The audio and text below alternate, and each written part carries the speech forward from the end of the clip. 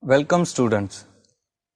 In this module 29, we will discuss Technology of Dried Milks Part 1, in which we are going to discuss various principles of drying, various methods of drying, and manufacturing technologies for skim milk powder, whole milk powder, and instant milk powders. Dried milk or milk powder is a product obtained by removal of water from milk by heat or other suitable means to produce a solid containing 5% or less moisture. Whole milk, partially skim milk, or skim milk may be used for drying. Today, the production of dried milks and milk products has become important segment of dairy industry due to their longer shelf life, requiring lesser storage space and lower shipping cost. Dry milk provides a means of preserving the excess milk supply during the flush season for use during lean season. Dried milks may be classified in a number of ways based on type of dryer used, fat content of milk, heat applied, method of manufacture, special dried products made from milk. The table indicates different classes of dried milks such as based on the type of dryer, dried milk can be classified like freeze-dried powder, spray-dried powder, roller-dried powder. Based on fat content, it can be classified into skim milk powder, partially skim milk powder, or whole milk powder. Then based on heat applied for making of milk powder, it can be classified into low heat powder, medium heat powder, or high heat powder. Based on method of manufacture, it can be categorized into two categories such as instantized powder or foam dried powder. And there are various special dried milk products available in the market are infant milk food, dairy whitener, malted milk food, weaning food, buttermilk powder, whey powder, and ice cream mix powder. Based on method of manufacture, it can be categorized into two categories such as instantized powder or foam dried powder. And there are various special dried milk products available in the market are infant milk food, dairy whitener, malted milk food, weaning food, buttermilk powder, whey powder, and ice cream mix powder. The average composition of milk powder is given in the table. Majorly, the milk powders are available in two variants, that is whole milk powder and skim milk powder. The moisture percentage of whole milk powder is 3%, whereas in case of skim milk powder, the moisture percentage is average 4%. Likewise, fat percentage is in whole milk powder is 27%, whereas in case of skim milk powder, fat percentage is 1%. The protein in whole milk powder is 26%, and in case of skim milk powder, it is 35.5%. Lactose in case of whole milk powder is 38%, whereas in case of skim milk powder, it is 51.5%. And ash content, that is minerals in whole milk powders are 6%, and in case of skim milk powder, they are 8%. Food Safety Standard Act has defined milk powder as the product obtained by partial removal of water from milk of cow and or buffalo milk. The fat and or protein content of the milk may be adjusted by addition and or withdrawal of milk constituents in such a way as not to alter the whey protein to casein ratio of the milk being adjusted. It shall be of uniform color and shall have pleasant taste and flavor, free from off flavor and rancidity. It shall also be free from vegetable oil or vegetable fat, mineral oil, thickening agents, added flavor, and sweetening agent. It may contain food additives permitted in Appendix C. It shall conform to the microbiological requirements prescribed in Appendix D. It shall conform to the following requirements. Milk powder shall conform to the following requirements as per FSSA standards. The table indicates various constituents of whole milk powder partly skim milk powder and skim milk powder. Dear students, let us discuss principle of drying. Though a number of drying systems are available, practically only spray drying and roller drying are commercially used in dairy industry. Since the product quality and process economy are much better and are being constantly improved, spray drying has the highest potential today and in the foreseeable future. Now let us discuss two major techniques of drying of milk. First one is roller drying. The principle of roller drying process is that the pre-concentrated milk is applied in a thin film upon the smooth surface of internally steam heated and continuously rotating cylindrical metal drum. As the water evaporates, a thin layer of dried milk is formed on the drum that is continuously scraped off by a stationary knife called doctor blade or scraper located opposite the point of application of the milk. The product is in the form of thin film which is later pulverized and packed. The principle of spray drying. The basic principle of the spray drying consists of atomizing the concentrated milk into sprays of desired size, which forms fog-like mist in a large size drying chamber, where it is mixed with a current of hot air. Owing to their large surface area, milk sprays surrender their moisture practically instantaneously and dry into a fine powder. Dried powder is continuously removed after separation from the air by device such as cyclone separator or bag filter. Now let us discuss production of milk powder. Milk destined for the production of powder must be of high chemical, organoleptic and bacteriological quality. Acidity of milk must be below 0.15% lactic acid. Otherwise, the solubility of the milk powder is reduced. Stored raw milk is not good even when it is kept under refrigerated conditions because it may lead to an increase in free fatty acid in the resultant dried milk, causing manifold increase in lipolysis in the powder produced from such milk. High bacterial counts increase the susceptibility of fat to oxidation during storage of powder.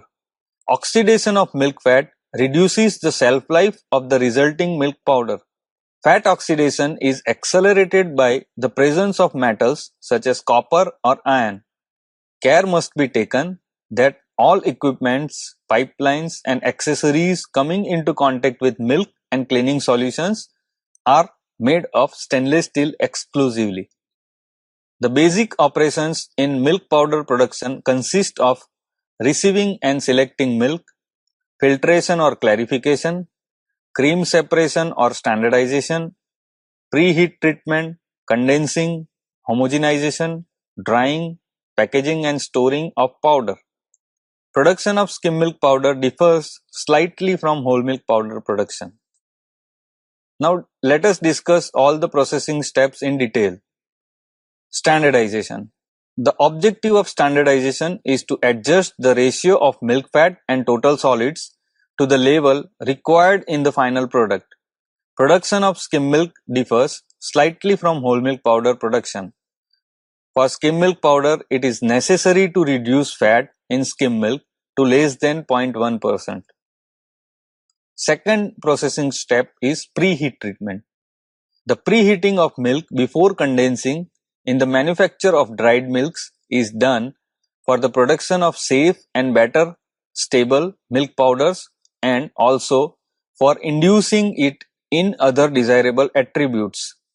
Pasteurization at 72 degrees Celsius for 15 seconds is sufficient to address the safety requirements associated with processing of raw milk, though higher temperatures and longer holding times may be necessary to meet requirements relating to thermoduric pathogens and specific food spoilage organisms.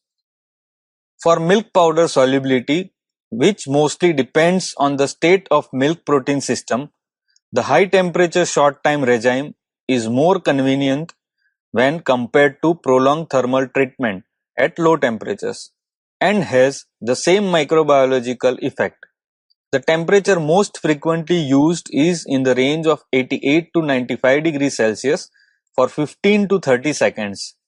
HT-ST regimes with direct or indirect heating are also used with temperatures ranging up to 130 degrees Celsius. Preheat treatment contributes significantly to the shelf life of dried milks, especially whole milk powder, primarily through development of antioxidant or reducing substances. The formation of reactive or free sulfhydryl groups resulting from the heat treatment of milk are responsible for preventing oxidized flavor development by acting as free radical scavengers and thus as antioxidants. Products of Maillard reaction also contribute to the overall antioxidant effect in milk powders. Milk may be heat treated at temperatures to achieve various levels and types of protein denaturation according to final product requirements. Skim milk powder is commonly graded according to amount of undenatured whey protein nitrogen present in non-fat milk solids expressed by the whey protein nitrogen index, which is defined as the amount of undenatured whey protein nitrogen measured in milligram per gram powder. The table shows the heat classification for skim milk powders as was introduced by the American Dry Milk Institute in 1971. According to this classification, skim milk powder is classified into low heat, medium heat and high heat based on time temperature combinations employed for preheating the milk. The next processing step in manufacture of dried milks are condensing. For spray drying, the milk is concentrated in multiple effect evaporators to 40 to 50% total solids. For roller drying, the milk is concentrated to 18% total solids. Further concentration for spray drying would increase viscosity and cause difficulties during atomization of the milk. During roller drying, a higher concentration of milk would form a thicker layer on the rollers, followed by inhibited drying and intensive irreversible changes to proteins, lactose and fat. Evaporators use much lesser thermal energy than dryers for removal of equivalent amount of moisture from milk. Homogenization. Homogenization is not an obligatory operation in milk powder manufacture, but is usually applied to decrease free fat content. Higher free fat content in powder is, however, demanded in certain confections. Homogenization also helps to prevent clumping of fat during reconstitution and improves the keeping quality of powder. Homogenization is conducted after evaporation or in partly concentrated milk, the concentration rate being not more than 3:1. At higher concentration, homogenization destabilizes milk proteins, thus decreasing powder solubility. The customary homogenization is 2500 to 3000 psi at 62.8 to 76.7 degrees Celsius. Coming to the drying operations. Though a number of drying systems are available, practically only spray drying and roller drying are commercially used in dairy industry. Since the product quality and process economy are much better and are being constantly improved, spray drying has the highest potential today and the foreseeable future. Now we will discuss various manufacturing aspects of roller dried powder. The most used construction of roller dryer in the dairy industry is an atmospheric double drum dryer made of cast iron. The product at 74 to 85 degrees Celsius is pumped into the reservoir between the two drums.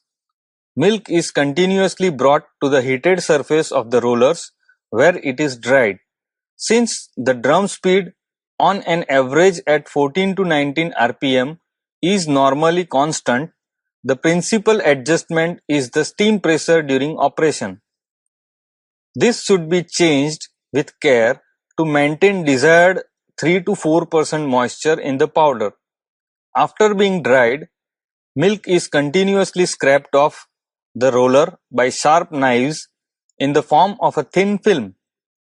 Dry film scraped off by the knives falls on the spiral conveyor that is along the side of each roller.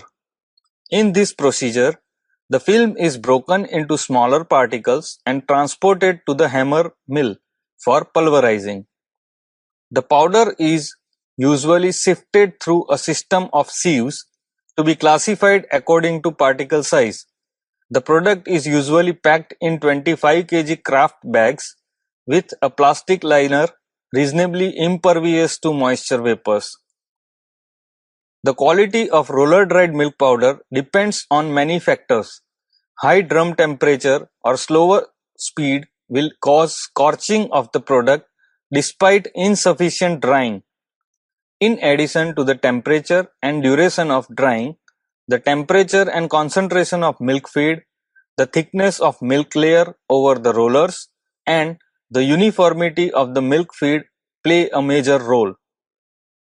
Direct contact of pre-concentrated milk with the hot drum surface results in some irreversible changes in the milk. Caramelization of lactose, Maillard's browning reactions, and denaturation of proteins are the most important changes affecting the quality of roller-dried milk powder. Products of the Maillard type reactions may cause a scotched flavor of the powder. Denaturation of protein decreases the solubility of the powder. In spite of these negative effects, roller drying process is used for the following advantages of this process. It has relatively low capital and operating cost. Relatively smaller floor space is required to install this type of equipments. It is economical process, easy in operation and easy to maintain. It is suitable for processing smaller quantities of milk.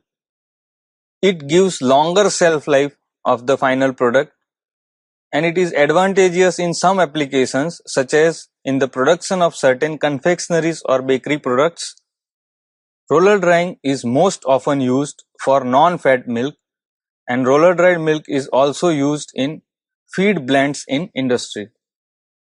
Friends, now let us discuss manufacture of spray dried milk powder. The predominant method of drying milk and milk product is spray drying. The condensed milk from the evaporator is pumped to a balance tank and from there passed through a filter and introduced into drying chamber with or without preheating. The solubility of skim milk powder is not affected up to a preheating temperature of 80 degrees Celsius. Feeding cold concentrated milk to the dryer may result in sticking to the chamber, causing more burnt or scorched particles in the final powder. Either a pressure nozzle or spinning disc is used for atomizing the concentrate into fine droplets and exposing to a current of hot air in the spray drying chamber. Due to increased surface area and to the high latent heat of water evaporation, sprayed particles release their moisture quickly, thereby causing an immediate temperature drop of the incoming air. While the inlet air temperature reaches up to 215 degrees Celsius, the temperature in the chamber drops down almost instantly to the temperature of outlet air of about 95 degrees Celsius in one stage drying. Residual moisture is one of the most important properties of milk powder, both from a quality and an economic point of view. The outlet temperature is usually used as the parameter by which the final moisture of the product is controlled. The outlet temperature depends on a large number of factors. The chamber design, the residence time of milk particles in the chamber, the final desired moisture content in the powder, and the design of powder collecting systems controlling the air inlet and outlet temperatures. Dry product is taken away immediately after drying. The powder coming out of the dryer is preferably cooled to 30 degrees Celsius by a secondary air stream before packaging and storage. Cooling is done to prevent clumping, sticking, and heat damage to the product. Prolonged heating causes staleness in non-fat dry milk and jeopardize the flavor and keeping quality of dried milks. On prolonged exposure of powder to heat, the fat has a tendency to melt and oil off. The fat thus becomes the continuous phase. Some of it covers the surface of dried milk particles and is exposed to air and light and becomes subjected to oxidation. In two-stage drying, it is also important to control the intermediate moisture, that is, the moisture of the powder at exit from the drying chamber, because it influences many other properties including solubility index, particle density, bulk density, agglomeration, etc. Because there is some gain in moisture content during pneumatic conveying and blending, and to a lesser extent during storage, it is normal to produce powder from the dryer of lower moisture content than that called for by the specifications, so that the final powder remains within specifications. Spray drying has numerous important advantages compared to other drying techniques. The whole process proceeds very rapidly. Air residence time in the chamber is up to 30 seconds. Because of these, and because drying is accomplished at lower drying temperatures, the product has excellent properties. But certain disadvantages are also associated with spray drying, which include very large size of drying chamber is required, expensive equipments are necessary to be installed, higher electricity and steam consumption are involved, and low bulk density of the dried product. However, the bulk density of milk powder obtained by spray drying is still higher than that of roller dried powder. Because of high investment cost, spray drying installation is economically justified only for large capacities, over 1 lakh kg of raw milk per day. Today, there are specialized drying plants with modern facilities producing 18 tons per hour of powder. Let us discuss manufacturing aspects of instant milk powder. During the last few decades, there has been a growing market for powders which are instantly soluble in cold water. Ordinary non-agglomerated powders tend to lump when mixed with water, and if strong mechanical stirring is not applied, it may result in an inhomogeneous mixture which is not attractive to the consumer. The quality requirements to instant milk powders are constantly getting stricter as an increasing number of properties must be optimized simultaneously and controlled within still narrower limits in order to obtain a high quality product with the highest degree of uniformity, fulfilling the requirements set by customers, organizations, and industrial and or legislative standards. Instantization. The historic development started with the pioneering research of Mr. David D. Pebbles in the beginning of the 50s, and instantized non-fat dry milk was marketed from 1954. Soon it replaced the regular spray-dried products on the retail market. The principle of instantization is the agglomeration of individual spherical milk particles into clusters and the conversion of lactose from glass into microcrystalline form, which makes the powder more wettable and less hygroscopic. In the instantization process, the surface of milk powder particles are humidified, or the particles are only partially dried during manufacturing, so that the surface is tacky and partial crystallization of lactose leading to formation of microcrystals occurs before the particles are re-dried. This produces a clustering of the particles in loose spongy aggregates of low density, which can be known as agglomerates, conglomerates, or granulates, which flow freely and disperse readily in cold water, as water penetrates the spongy structure of these aggregates and allow them to sink and disperse. Agglomeration is a result of wet and or semi-dry particle collision with size greater than 125 micron. Control is achieved by returning dry fine powder to the wet spray during different stages of spray drying. So in this module we have discussed different classes of milk powders based on type of milk, method of manufacture or special dried milks, the principle of drying, the methods of drying such as roller drying and spray drying, and finally to improve its functional properties, how to instantize the powder. Thank you.